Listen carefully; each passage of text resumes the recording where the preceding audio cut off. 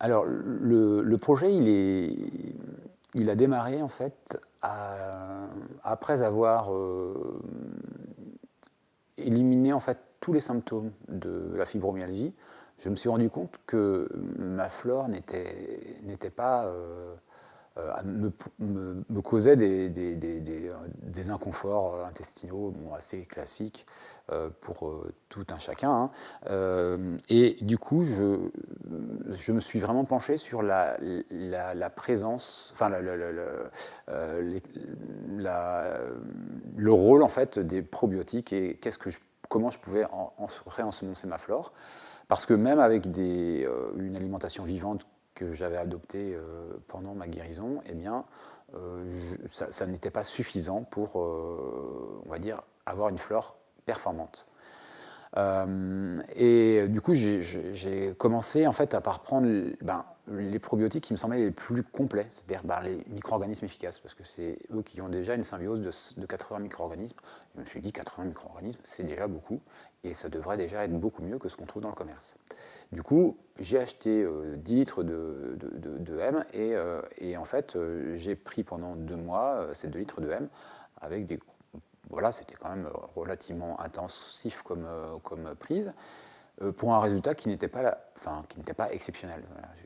Et puis au bout d'un moment, c'est vrai que les OM n'ayant pas de saveur forcément agréable, c'était vite frustrant en fait. Et du coup, je me suis dit, eh bien, je vais essayer d'améliorer les saveurs. Et du coup, j'ai mis de la mélasse, enfin, des sucres en général, ça commence à fermenter, logique. Et en fait, j'y ai mis aussi des jus de légumes et de fruits que je faisais en parallèle.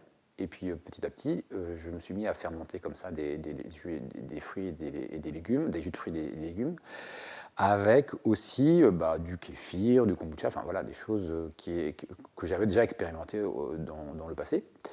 Et je me suis aperçu que les saveurs, des saveurs intéressantes se manifestaient assez rapidement. Et du coup, c'était et je me suis aperçu que ça devenait aussi plus efficace au niveau de ma flore parce que c'est comme si en fait la présence d'antioxydants dans qui était qui était déjà présent dans les jus, mais qui devenait encore plus puissant par la fermentation, eh bien, apportait une sorte de sécurité, une sorte de, comment dire, d'efficience, en fait, voilà, de milieu, beaucoup plus intéressant pour les micro-organismes et pour, on va dire, faciliter leur intégration dans ma flore. Et puis, du coup, j'ai beaucoup, on va dire, expérimenté différentes gammes de fruits, de légumes. Après, restait l'obstacle en fait gustatif du goût du vinaigre, qui était pour certains fruits assez présent, même les légumes aussi. Et là, j'ai fini par trouver une parade. Du coup, j'ai commencé à partager en fait mes découvertes sur la fermentation avec ces innovations, parce que du coup, j'avais découvert un mode de fermentation qui générait beaucoup de saveurs intéressantes, sans alcool, enfin après très peu d'alcool, surtout sans vinaigre, sans sel, donc je n'utilisais pas le sel habituel de la fermentation traditionnelle. Et aussi, j'avais aussi, dernièrement, c'est là où en fait j'ai beaucoup plus progressé sur ce domaine, j'ai aussi supprimé la présence de pathogènes. J'allais en fait jusqu'au bout de la fermentation, à savoir la disparition de toutes les fibres. Et ça, c'est en général, quand on fermente quelque chose, soit on retire les fibres, comme dans le vin par exemple, pour avoir un liquide, soit on garde les fibres, mais on les garde comme tous les aliments, c'est-à-dire on les croque ou on les mâche. Mais personne ne transforme des fibres en un liquide complet. Donc moi, j'allais jusqu'au bout, en fait, en ayant du coup tout le contenu nutritionnel des fibres en éléments ou en micronutriments assimilables directement par le corps. Donc, et du coup, c'est ça qui génère le plus de saveurs et qui est le plus riche en antioxydants. Donc du coup, ça, c'était quand même quelque chose aussi d'innovant. Et en fait, aujourd'hui, je m'aperçois que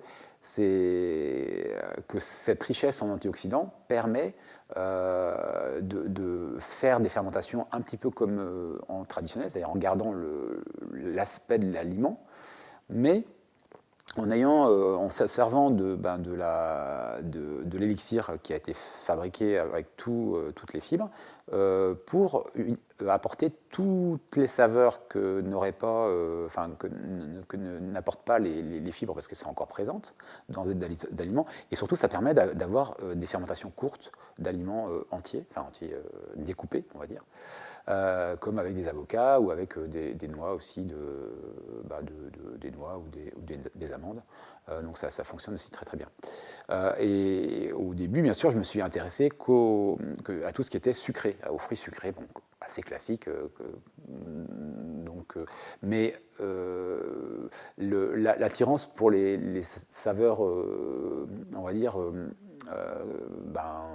d'acides gras, en fait, par exemple la coco ou l'avocat, se sont vite imposés parce que ça m'attirait aussi sur des fruits, on va dire, habituels, quoi. Donc je me dis, on peut peut-être aussi commencer à transformer.